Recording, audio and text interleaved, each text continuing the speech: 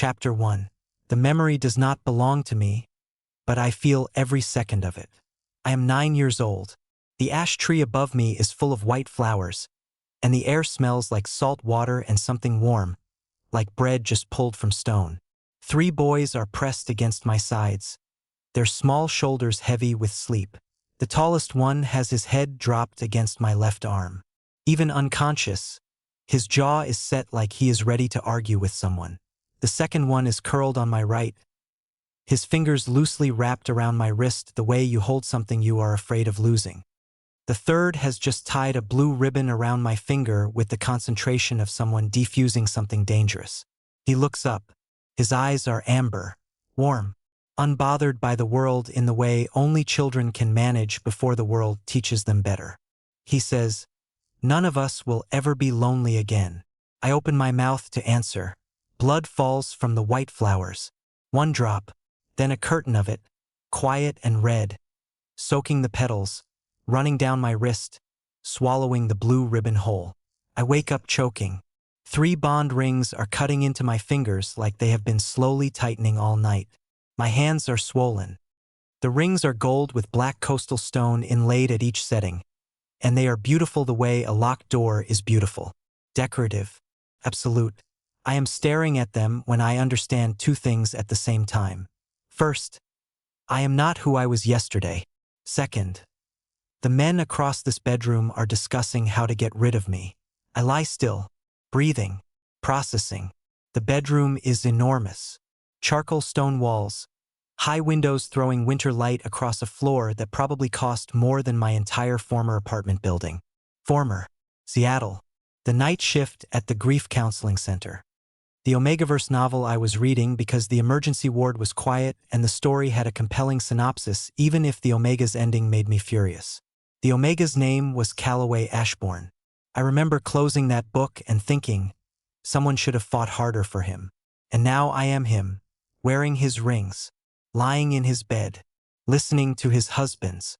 The spring session gives us the cleanest window, the deep one says. His voice carries the specific flatness of someone who has made peace with an uncomfortable decision. A quiet relocation. No public statement until the treaty review. The treaty does not require silence, the precise one replies. It requires the appearance of a functioning arrangement. We have not had that in years. We have never had that. This voice is lighter, almost conversational. He has been a problem since the first month.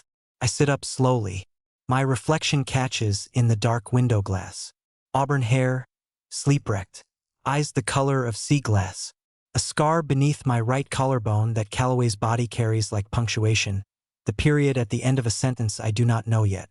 The 3 men at the sitting table across the room turn.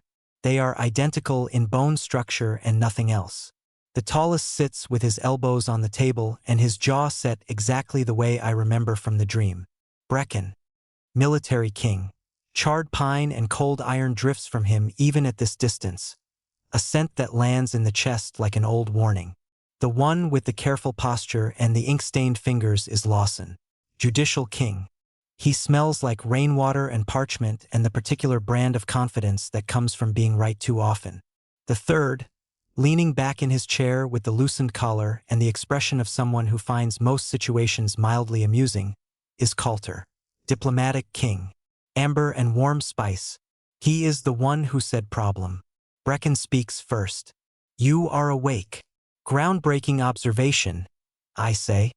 Do you want a medal? Or should I just be impressed in silence? No one speaks. I understand in that moment that Calloway never talked back. Not anymore. Not after years of being called unstable, manipulative, delusional. He had learned the specific silence of someone who has tried every form of communication and watched each one become evidence against him. I have not learned that silence. I have no intention of learning it. The winter renewal ceremony begins in 3 hours, Lawson says, as if I did not just exist in the room. You will attend and follow the standard protocol. Wonderful, I say pleasantly. Will there be food? Or is the ceremony the thing we all pretend to be nourished by? Coulter makes a sound that could be a laugh and swallows it immediately. Brecken's eyes narrow. Something moves across his face, quick and private, like a door opened by accident. I swing my legs over the side of the bed and stand. My body is steadier than I expect. Calloway's body knows how to carry itself in this room, even if I do not. Even if my pulse is running too fast and there is a pull in my chest toward Brecken's direction that I refuse to examine before breakfast. I look at my swollen hands, at the 3 rings. I pull one from my finger and hold it up. The light catches the black stone. Inside the room, clear as a bell, someone laughs. A child. Brecken goes absolutely still.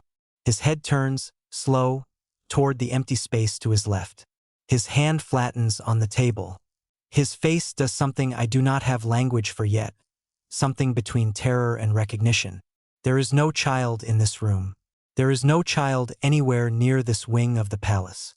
Brecken looks at me, and for 1 second he looks like a boy beneath an ash tree.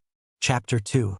The ceremony hall smells like candle wax, old ambition, and people who have decided their opinions about me before I enter the room. I walk in anyway. The nobles are arranged in their ceremonial positions, 2 long rows facing the central dais where a stone altar holds 3 shallow bowls. Each bowl is meant to receive a renewed bond ring, pressed into sacred salt water by the Omega husband as a public declaration of continued loyalty. The symbolism is not complicated. Neither is what it means when I do not do it.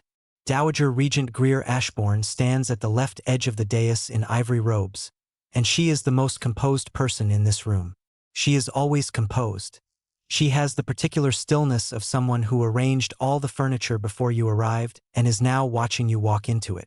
Her eyes find mine the moment I enter. She smiles. I smile back. 2 can perform. Brecken, Lawson, and Coulter stand at the head of the dais in full state dress. Brecken looks like he carved himself out of the cliff face the palace sits on. Lawson has the expression of someone reviewing a legal contract in real time. Coulter catches my eye briefly, and something in his posture shifts. Cautious. Greer steps forward and begins the ritual address. Her voice is warm and smooth, the kind of voice that sounds like it is always doing you a favor.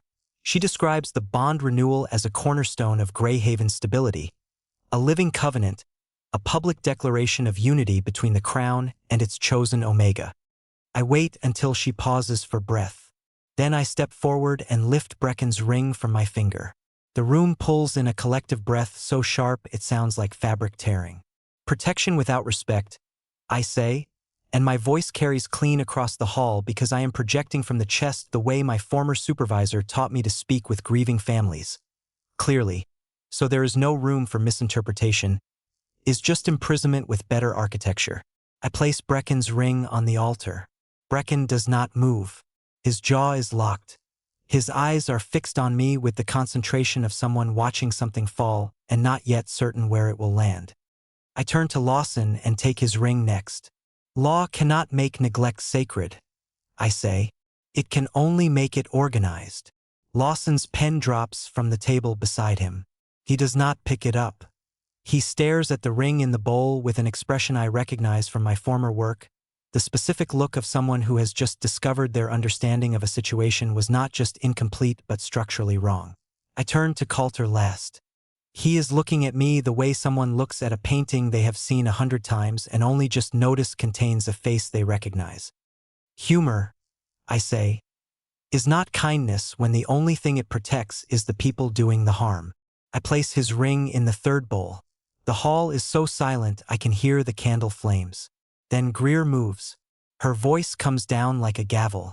She tells the assembled nobles that Calloway has used forbidden memory interference, that the bond rings carry registered emotional imprints and should not have triggered sensory responses in the kings, that this is a known manipulation technique documented in 3 closed tribunal cases during his marriage.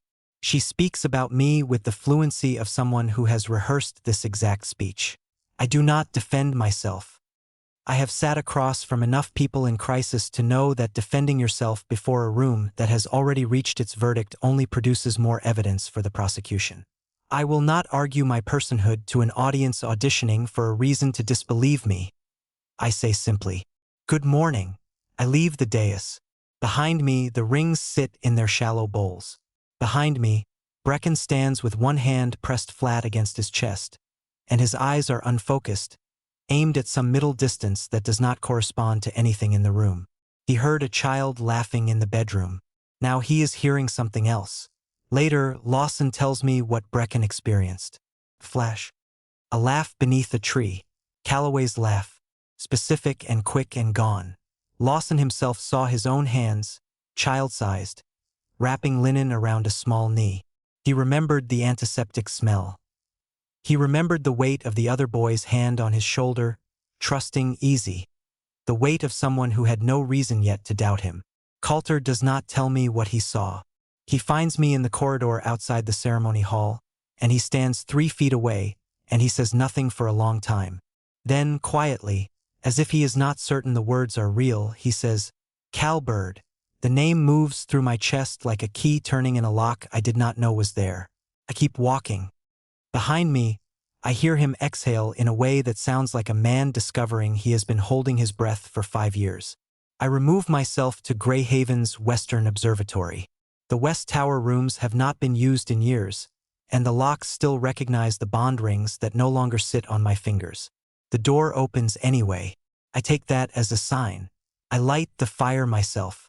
I sit in the window and look out at the salt-dark cliffs and the winter sea below, and I begin writing down every memory fragment that has surfaced in my body since I woke. The ash tree, the blood, the ribbon, the 3 names Calloway's muscles remember before his mind confirms them. I write for 2 hours. Then I hear footsteps on the outer staircase and recognize the weight of them before he speaks. In a room below the palace, Greer Ashbourne unlocks a door that should require 3 royal keys to open. She enters alone. She walks to the device in the center of the room, the crown reliquary, and she presses her palm to its surface. Her voice, stripped entirely of warmth, falls into the silence. He was supposed to die before the memories found him. Chapter 3. The leaking roof of the Western Observatory drips in a specific rhythm, like it is counting something down, and I decide within the first hour that I prefer it to the silence of a royal bedroom where 3 men discussed disposing of me while I was still in the room. Upgrade. Objectively, I have claimed the largest window seat and surrounded myself with everything useful I could carry from the palace's secondary library. Coastal law records, a medical compendium, a map of Greyhaven's underground tunnel systems, and a 3-year-old inventory of the Crown Reliquary's documented uses. I do not know yet exactly what the reliquary is. I know it is old, it is sealed under 3-key law, and Greer was inside it alone within an hour of my walking out of that ceremony. That is enough to make it relevant. The storm comes in from the northwest just before midday. I hear it arrive before I see it, the specific sound of ocean wind hitting cut stone, a long, hollow note like something breathing through its teeth. The windows of the observatory rattle. Salt mist creeps through the gaps and turns the pages of my notes damp at the corners. I am pressing the corners flat when the footsteps start on the outer staircase. They are precise, evenly spaced, not hurried. Lawson walks like he is measuring each step against an internal standard. He enters without knocking because he is a king and this is technically palace property, and I give him 1 full second of polite silence before I speak. You have come to tell me the returned rings have destabilized the coastal defenses. I say, without looking up from my notes. The treaty requires a maintained bond. The bond is now ceremonially incomplete. You need me to fix it. He stops. How did you know that? Because it is the only legal argument that gets you up 4 flights of stairs in a storm. I look up then. Sit down. I am not going to run. I have nowhere to run to, and also the staircase is worse going down. He sits because Lawson, whatever else he is, does not waste energy on gestures when a practical option is available. He places a document folder on the table between us with the care of someone handling something he is not certain will hold its shape. The treaty language requires an active bond maintained in mutual presence, he says. Without the rings, the Crown's jurisdictional claim over the northern coastal territories becomes contestable. 3 allied houses will move on that within a month. Then you need an independent healer, I say, a bonding specialist outside Greer's institutional reach. Someone who can confirm whether this bond was ever genuinely maintained or whether it was a legal performance sustained by the reliquary and held together with documented pressure. His expression does something complicated. That implies the bond was falsified. That implies the bond should be investigated. I say, which is different, unless you are opposed to evidence. I built my career on evidence. Then you should be comfortable with the process. I push one of my note pages toward him. It contains a list of inconsistencies I have found in 3 years of Calloway's palace records. Dates that do not match. Healer assessments that contradict each other. Reports filed under Greer's office that carry Calloway's signature on dates when palace logs show him confined to his rooms. Start there. He reads. The storm outside intensifies. Rain now, heavy and percussive, drumming against the stone. The observatory window goes gray-white with it. Brecken arrives 6 minutes later, which tells me he was already climbing before Lawson reached the top, and the two of them exchanged some signal in the stairwell. Brecken does not come in cautiously. He enters the way he enters every room, fully, like space expands for him by law. The cliff path beside the west tower takes a structural hit from a falling section of the storm-loosened rock face. The sound is enormous. A section of outer corridor ceiling shifts, and debris comes down across the observatory's connecting passage. Brecken crosses the room in 4 steps and puts himself between me and the falling stone before I have fully registered what is happening. Then he stops. He turns to me. Are you hurt? Not a question exactly. More like a report request. No, I say. My voice comes out steadier than my pulse. His scent, charred pine and cold iron, has wrapped around the room, and Calloway's body responds to it the way a compass responds to north. Automatic. Inconvenient. I document this internally and feel irritated about it. He does not touch me. He scans me for injury from 3 feet away, and when he is satisfied, he steps back. That is the thing that gets me. He stepped back. I am so accustomed to the version of Brecken described in Calloway's life, the commands, the dismissals, the alpha directives issued like furniture arrangements, that the simple act of stepping back lands somewhere in my chest with a weight I was not prepared for. I look away first. Coulter arrives last, wet from the storm and carrying something in his coat pocket that he does not show either of his brothers. He goes directly to the ash tree in the enclosed garden below the west tower, visible from the observatory window. I watch him crouch at the base of the trunk. I watch him scrape at the bark with his thumbnail. He stills completely. He stands. He looks up at the window. He finds my face through the glass with the accuracy of someone who knew exactly where I would be standing. He reaches into his pocket and pulls out a blue ribbon. It is the same one from the dream. When we descend together to the garden, we find the carving. 4 sets of initials inside a rough circle, cut by a child's hand into the bark 3 inches above the soil line. The letters are worn but legible. B, L, C. And then one more. Cal. The initials are real. The ribbon is real. The buried metal box we find when Lawson, without being asked, starts checking the loose soil around the tree roots, is real too. Inside, a child's button, a folded medical note in small handwriting, a dried ash flower, a piece of cloth with 4 knots tied into it in a pattern I do not recognize. Greer's guards arrive 20 minutes later with an official seizure order describing the items as fabricated evidence. Brecken does not let them take the box.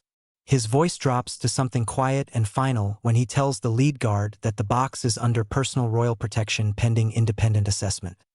The guard understands immediately that quiet and final means the conversation is over. We carry the box back upstairs. I am the last one through the door. Inside the box, pressed flat beneath the folded medical note, is a small portrait. Childlike oil paint on stiff card. 3 boys and 1 smaller figure beneath a flowering tree. Greer's face, and only Greer's face, has been scratched out with something sharp. Someone at some point knew. Chapter 4. Lawson is the type of man who reorganizes his workspace before processing an emotional shock. I watch him spend the first 10 minutes after we return from the garden rearranging every document on the observatory table into parallel stacks, and I let him do it because I understand it. Some people fold laundry in a crisis. Some people make coffee they will not drink. Lawson straightens papers into perfect right angles and tells himself it is efficiency when it is actually the only way he knows how to breathe. Then he opens a covert investigation into Greyhaven's childhood records. He does not announce it. He writes 3 authorization codes on a document, folds it, and sends it down through a guard he trusts. Then he looks at me across the table with an expression that is very close to uncomfortable, and for Lawson, uncomfortable is about as raw as he gets in front of witnesses. "I need access to everything filed under your name," he says. "Legal records, medical reports, correspondence logs. All of it. You have had access to all of it for 5 years." I say. "I did not look," he says, flat, undefended. I find that harder to respond to than an excuse would have been. I push the folder of inconsistencies across the table. "Start there. The rest I will help you navigate." He works. I work beside him, pointing out document patterns, cross-referencing dates, flagging the 17 instances in 3 years where a record filed under Calloway's signature cannot be placed at any location Calloway was confirmed to occupy. Lawson's face gets more still with each one, not calmer, stiller. The specific stillness of someone finding a crack in a foundation they built their identity on. Coulter is not at the table. He has been in the lower corridor since we returned, standing outside a door I did not know existed, which turns out to be a secondary archival room used by Greer's household staff. The door is locked. Coulter is not the type to pick locks dramatically. He is the type to find the person who has the key and make conversation with them until handing it over feels like their own idea. He appears in the doorway 40 minutes later holding a bound stack of letters. He does not speak immediately. He sits down at the end of the table and he places the stack between us, and the look on his face is the look of a man who has just read something that cannot be unread. "These are addressed to us," he says. "All 3 of us. Over 5 years." He slides the stack toward me. I look at the handwriting on the first envelope. It is Calloway's. I know it because I have spent the last 3 hours studying every signature on those inconsistent documents. I count the letters without opening them. 47. "None of them were delivered," Coulter says. Quiet. Not dramatic. Just a fact landing on a table. "Greer's household manages outgoing Omega correspondence," Lawson says, from behind his stack of records. He says it in the same voice he uses for statements of law. Steady. Terrible in its precision. I open the first letter. Then the 4th. Then the 9th. The letters are detailed. Calloway documenting his observations of the Crown Reliquary, the dates Greer accessed it, the changes he noticed in his own memory and in the king's behavior following each access. He writes clearly. He is not unhinged in these pages. He is not desperate or theatrical. He sounds like someone filing reports for a case review, organized, thorough, and completely alone. The 17th letter contains a single line at the bottom, separate from the rest of the text, written in a slightly different pressure, like he added it after coming back to the page. I no longer know whether I am fighting because I love them or because I am too afraid of becoming nobody. I put the letter down. Brecken has been standing at the window since Coulter arrived. He has not spoken. He is looking at the garden below, at the ash tree, at the turned soil where we found the box. His reflection in the glass shows a jaw working slowly, the way a person chews on something they cannot swallow. Then he says, "I remember a sword instructor." His voice has a texture in it I have not heard from him before, something rough-edged and private. "He used a practice blade on students he considered inadequate," Brecken says. "I was 12. He came at me 3 times in one session, and I was not going to block the 4th, and then someone stepped between us." He pauses. Small, faster than made sense. He turns from the window. "Greer promoted that instructor to senior trainer 6 months later," he says. "After Calloway disappeared." The room holds that information for a long moment. Lawson closes the document folder in front of him with a soft, careful motion. He does not slam it. He places his hands flat on the table, and he looks at them, and he says, "I dismissed 3 formal complaints filed under his name. I classified each one as emotionally motivated testimony lacking corroborating evidence." He does not offer an excuse for this. He just says it. The next morning, Greer meets us in the Great Hall with 2 senior advisors and a document in a sealed case. She is still composed. She is always composed. She opens the case and slides a single page across the table, and the page carries a signature I recognize immediately because I spent the previous evening memorizing it. Calloway's signature. The document states that at age 12, Calloway Ashbourne voluntarily petitioned for a memory severance ritual, citing personal instability and requesting permanent removal from the king's emotional awareness. Signed in the presence of 2 witnesses. Sealed with Greer's countersignature. The room tilts. Not metaphorically. The floor actually moves under me for 1 second, which I am almost certain is an internal response and not seismic activity. The ritual was performed at his request, Greer says, with the warmth of someone delivering a settled verdict. Everything that followed was a consequence of that choice. We have been patient. The signature is real.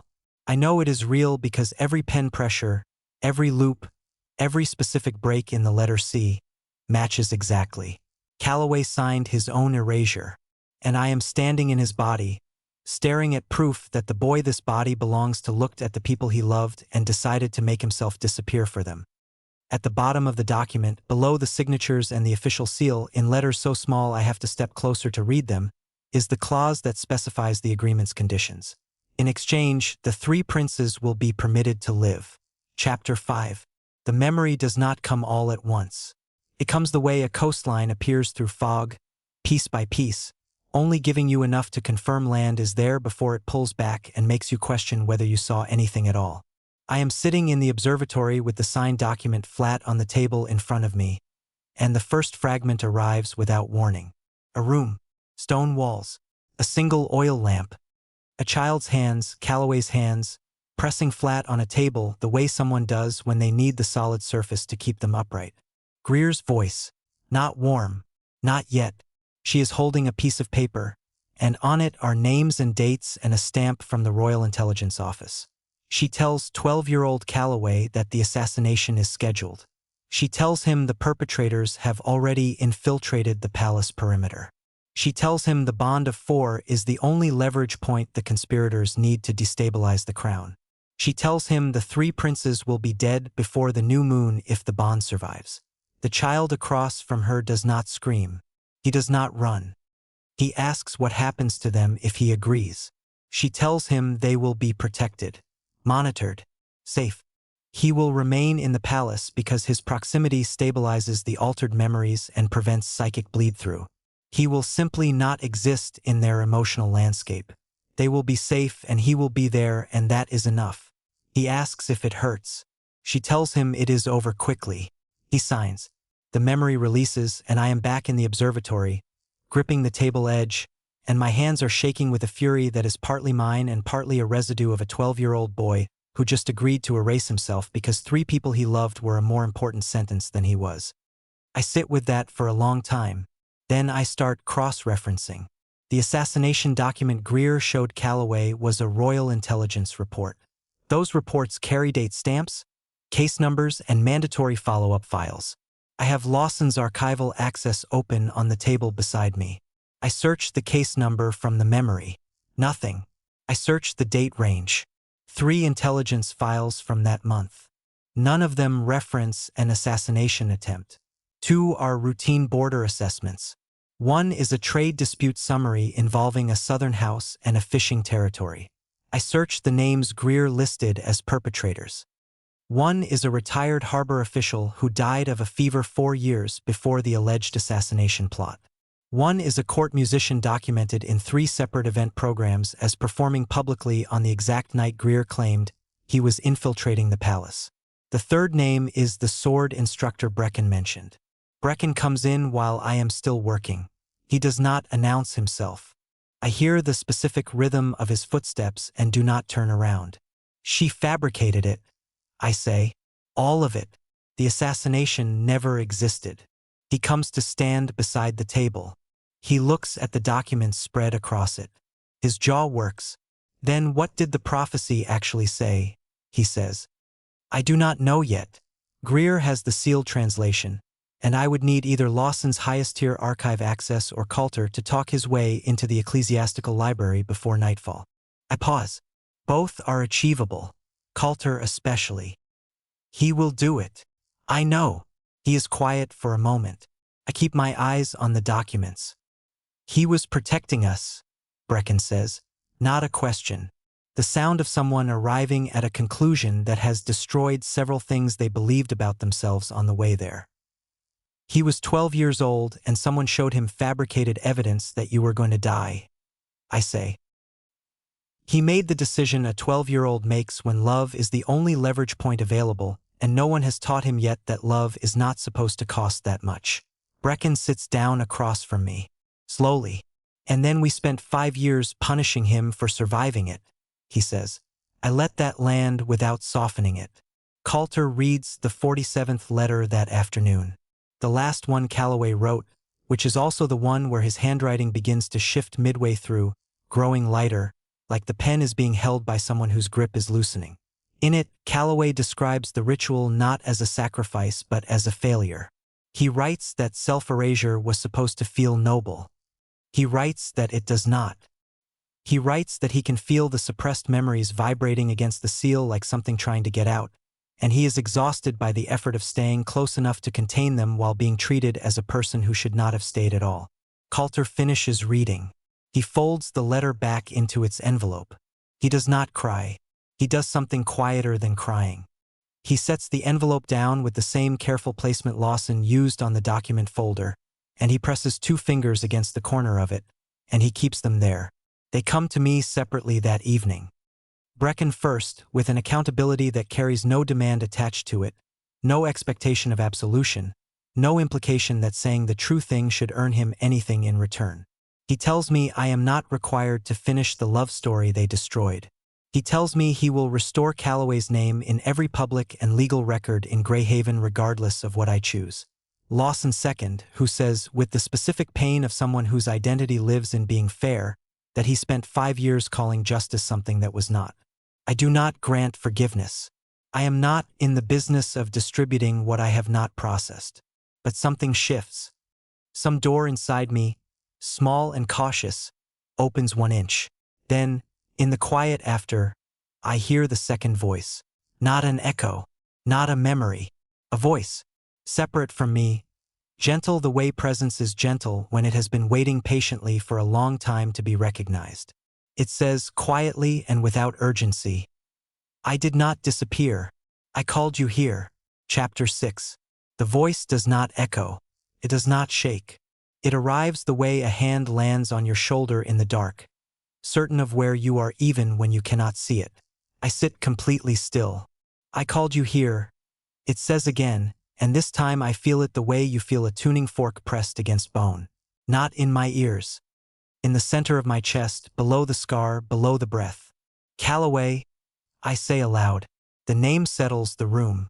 I had 1 night left, the voice says, and I understand that I am not losing my mind because grief counselors know the difference between psychological breaks and something that simply does not have an existing category.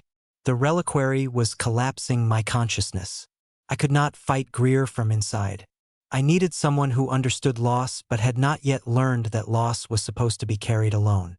I press my back against the observatory wall and look at my hands. His hands. Our hands. You read about me, he says. On a night shift. You closed the book and thought someone should have fought harder. I did, I say. So I found you. The ash garden below the window is silver in the evening light. The tree stands at the center of it, bare-branched, the carved initials facing east. I look at it and feel the specific weight of someone who volunteered to become invisible so that love could survive, and then discovered that invisible is not the same as safe. The prophecy, I say. Greer told you it would destroy the kingdom. She showed me a translation, Calloway says. 1 page, sealed in red. It said the bond of 4 would end the royal line. She lied, I say. Lawson found the original text beneath the ecclesiastical archive floor tiles this afternoon. Coulter talked the head archivist into opening the secondary vault by complimenting his filing system for 11 consecutive minutes. A pause. That sounds like Coulter. The actual prophecy says when the four remember freely, the throne will kneel before the people. I let that sit. She was not protecting the kingdom. She was protecting her own authority over it. The silence that follows is not empty. It is the silence of someone processing the full weight of a sacrifice that was never necessary. I was 12, he says finally. I know, I say. And a 12-year-old in terror is not making a free choice. He is making the only move the board allows. Brecken finds me in the garden an hour later. I am standing at the ash tree with my back to the palace when I hear him come down the stone path. He stops 6 feet behind me. He does not announce himself. He does not make a sound. He simply waits, and there is something in that waiting that is different from every other way he has occupied a room since I woke up in this body. I turn. His face in the evening light looks like something worked over by weather. Not broken. Worn through. The kind of worn that happens when something that has been held rigid for a very long time finally releases. I keep thinking about that sword instructor, he says. About the 4th strike I was not going to block. And about the person who stepped in front of it. You were 12 too, I say. I was 12 and someone put his body between me and a blade, he says. And I spent the next 15 years believing he was the problem. I do not tell him it is fine. It is not fine. It is the specific damage that happens when a controlled system runs long enough that everyone inside it forgets what normal looks like. I am terrified, I say instead, and the honesty of it surprises even me, the way real honesty always does when you stop editing before speaking. Not of you, of this, of wanting something that started as someone else's story and not knowing where his feelings end and mine begin. Brecken takes 2 steps forward. He raises both hands and cups my face, slowly, the way someone handles something they have already broken once and refuse to be careless with again. Then I will learn you from the beginning, he says. Not him. You. I close the distance. The kiss starts careful.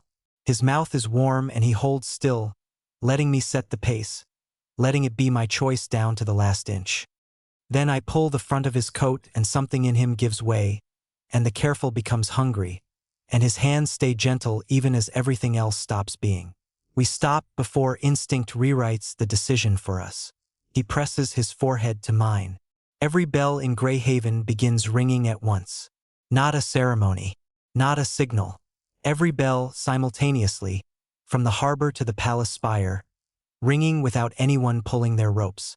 Across the capital, people stop mid-sentence and forget what they were saying. They are forgetting a name. Chapter 7. By morning, 3 palace servants walk past me in the corridor and look straight through me like I am a gap in the wall. Not rudeness. Not indifference. Their eyes simply do not register that a person is standing there.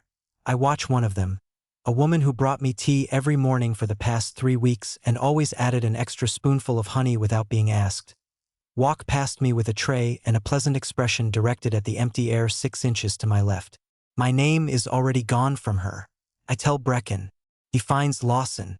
Lawson pulls the Crown Reliquary's activation logs, which still carry my name because the reliquary's internal records run on a separate inscription system. The blank tide has been active for 11 hours.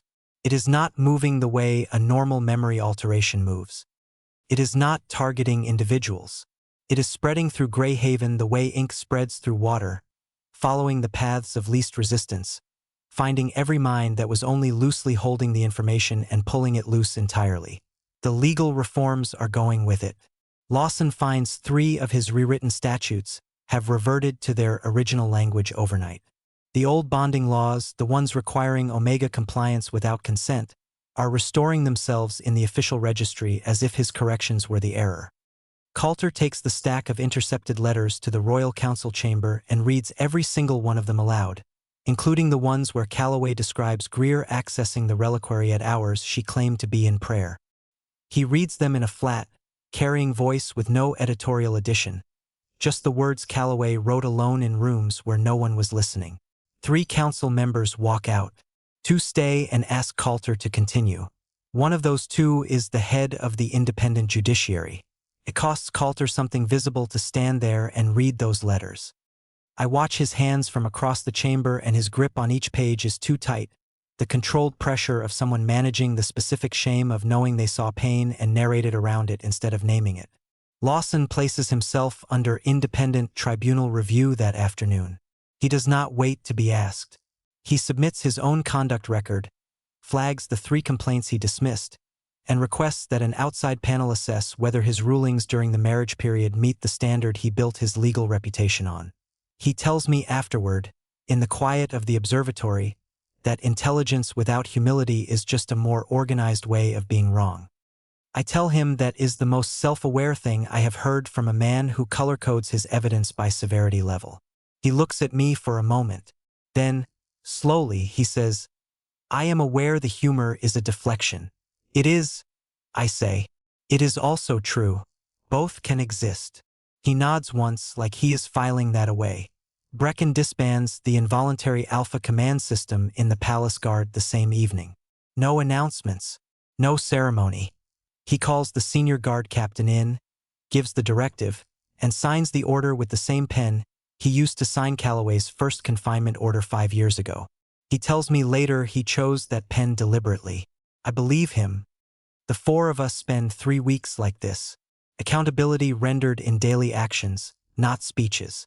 Evidence gathered, records corrected, authority restructured piece by piece. My relationships with Lawson and Coulter grow in the spaces between the work. Lawson teaches me the archive system's indexing logic and stops correcting my search methodology after the 2nd week when he realizes my approach is faster than his. Coulter finds me on the West Cliff one evening and sits beside me without a reason, and we watch the harbor lights come on in the dark, and he says that he is genuinely funny but he used it as furniture for years, filling rooms with it so nobody had to sit with what was actually wrong. I tell him I know. I tell him I am not absolved from deciding whether knowing is enough. He says that is fair. The night the 4 of us finally choose each other is quiet. No ceremony, no ritual, no magical bond renewed. Their scents fill the room. Pine smoke, rainwater, amber and spice, winter pear. We are 4 people who have examined every reason not to trust each other and decided to try anyway. They hold me like someone they have learned to be careful with. Not fragile, careful. The distinction matters more than any declaration could. Greer is arrested at dawn. She does not resist. She walks between the guards with her hands folded in front of her, and as they pass me in the corridor, she turns her head and asks, with the warm certainty of someone delivering a scheduled event, whether I enjoyed being remembered. She is smiling when they close the door behind her. By the following sunrise, Coulter cannot remember why he started calling me Cowbird. Chapter 8. Lawson loses the thread mid-sentence.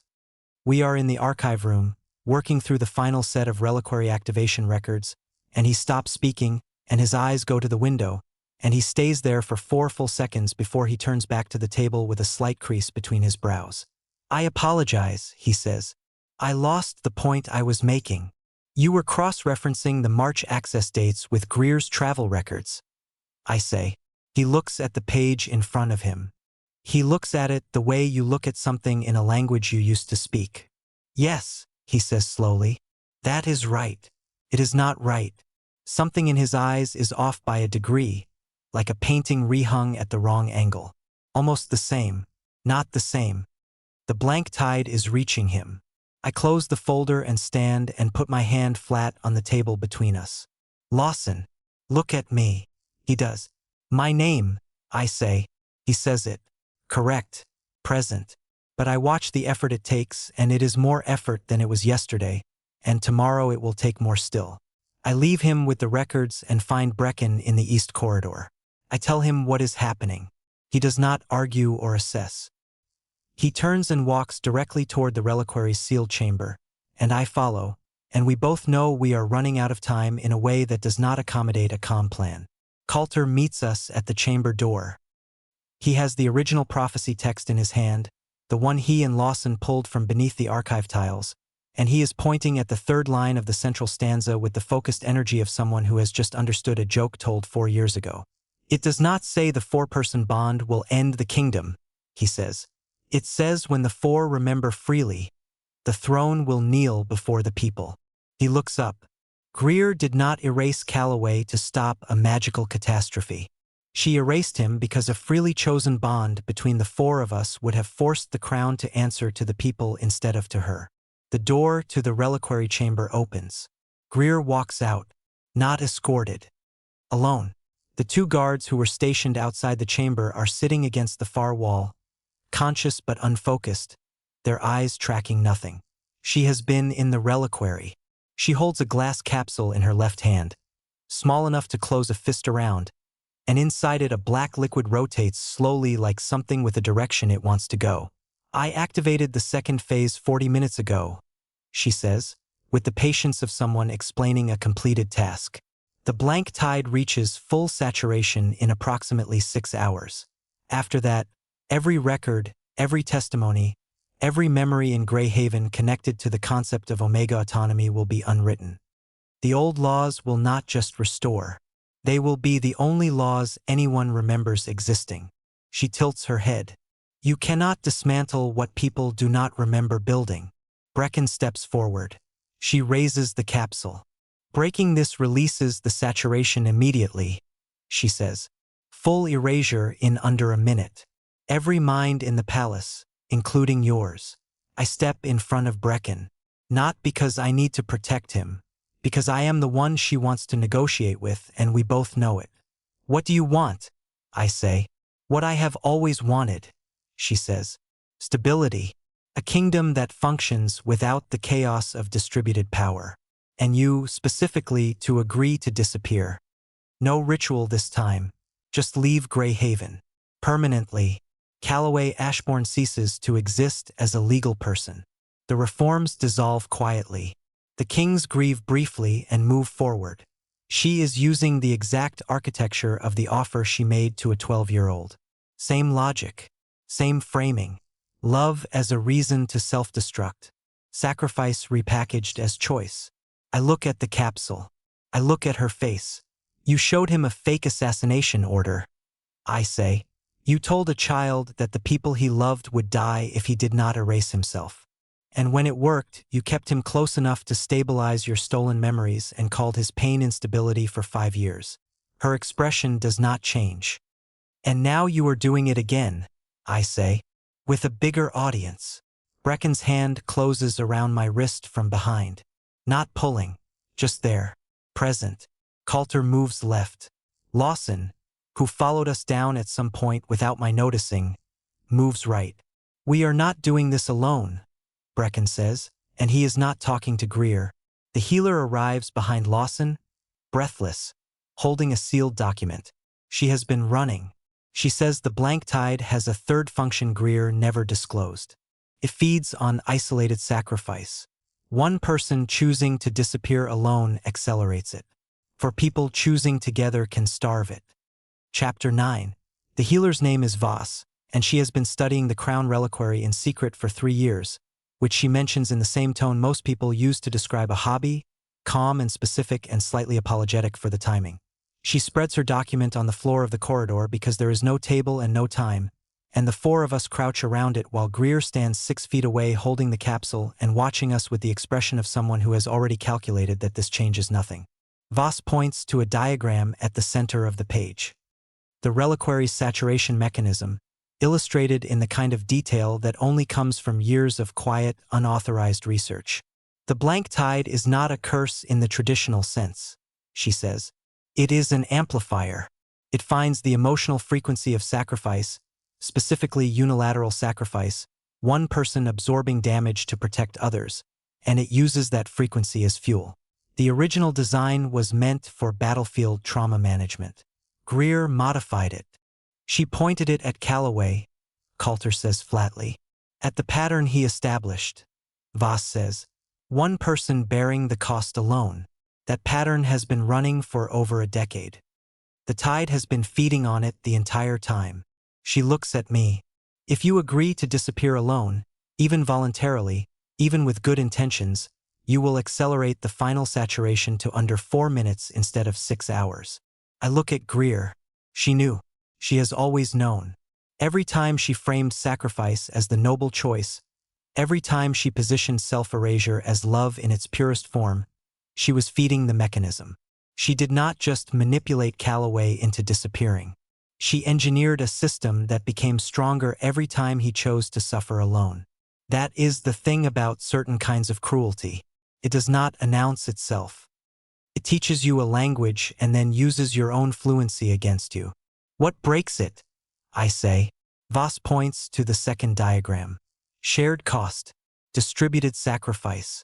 The mechanism cannot process a burden that does not sit on a single point. If the anchoring memories, the ones the tide is using as coordinates, are surrendered by multiple people simultaneously, the frequency fractures. How many people? Brecken says. 3, Voss says. Each surrendering one complete and significant memory. The loss has to be real. The reliquary reads intent. I am already calculating which memories I will offer. The ash tree. The ribbon. The sound of 3 boys breathing against my shoulders in the dream that started all of this. Brecken says, no. I turn. His face is set in that particular way, the way that means the decision has already been made somewhere behind his eyes and the words are just confirming it. You have already lost enough, he says. You are not losing more. This is not your choice to make for me, I say. No, he agrees. But it is my choice to make for myself. Coulter steps forward. And mine. Lawson does not step forward. He is already standing at the reliquary's outer panel, his hand on the inscription surface, waiting. Greer moves. She raises the capsule. Coulter is faster. He intercepts her wrist with the calm efficiency of someone who has been watching people reach for things they should not have for his entire life, and he takes the capsule from her hand without breaking it, and he holds it at his side, and he looks at her with an expression that is not anger. It is the specific grief of someone who loved a person and is only now understanding what that person spent years doing with that love. You used us, he says. You used everything we felt for you to keep us from feeling the right things for him. She does not respond. The 3 of them enter the reliquary together. I stand in the corridor with Voss and listen. The reliquary does not make dramatic sounds. It hums low and continuous, the frequency of something large processing something real. Then it changes. 3 sharp interruptions in the hum, not overlapping, sequential, each one distinct. 3 memories given. When they come out, the blank tide is gone. I feel it leave the way you feel pressure equalize. A sudden absence where something had been pressing for so long you stopped noticing the weight. Across Grey Haven, people stop mid-sentence and remember a name. Brecken comes through the reliquary door last. He looks at me. His eyes are clear. He remembers me. He knows that. What he does not know yet, what I can see him searching for and not finding, is the specific thing he gave away. He does not remember the ribbon. He does not remember the ash tree. He does not remember the promise. He looks at me and says, with the honest confusion of someone who knows they are missing something without knowing its shape, did I once promise you something beneath a tree? Greer's public trial begins the following morning. Chapter 10. The trial lasts 4 days. Greer does not perform remorse. She sits in the judicial chamber with her hands folded, and she answers questions with the precision of someone who prepared for this room years in advance and finds no reason to change tactics now that the room has changed its opinion of her. She is stripped of rank on the second day. Lawson reads the verdict himself, which he did not have to do and which every person in that chamber understands is a deliberate choice. He reads each charge, each documented harm, each institutional mechanism she built and hid inside language about stability and tradition. He reads her crimes against Omega legal standing, against the Crown Reliquary's charter, against one specific 12-year-old boy who trusted her and was dismantled for it. He reads all of it and his voice does not shake, and when he is finished he sets the document down and he says clearly that law without compassion is not justice. It is just organized harm with better record-keeping. She is sentenced to live under the exact laws she imposed on powerless Omegas for the duration of her regency. No autonomy exceptions. No institutional protections. The same restrictions applied without modification to the person who designed them. That is Lawson's addition to the sentence. He wrote it in himself. The old forced bonding statutes are formally dissolved the following week. Royal bonds now require documented continuing consent and can be dissolved by either party without legal penalty or public shaming. The new law does not have a ceremonial name. Lawson refuses to name it after himself or the kings. He names it the Ashbourne Covenant, for the Omega who spent 5 years writing letters that no one delivered and filed complaints that no one acted on, and who kept the kingdom's stolen memories stable through sheer proximity to people who treated him like a problem. Coulter creates a public archive. Testimony from every person erased by Greer's system. Not just Calloway. Omegas who were institutionalized for contradicting official records. Betas who were dismissed from royal service for corroborating inconvenient accounts. The archive is open access, searchable by name, indexed by year. He does not call it an apology. He calls it a record. He says the difference matters. Brecken restructures the palace guard so that alpha commands issued against civilians require independent review within 24 hours. No exceptions for rank or emergency framing. He implements it without a public announcement. The guards find the new directive in their morning orders, and it is simply the new reality, as though it was always supposed to be this way. Several months pass. The ash garden is restored by the palace groundskeeping staff, who, without being asked, replant the flower beds around the tree using the original historical record of what grew there before Greer ordered them cleared.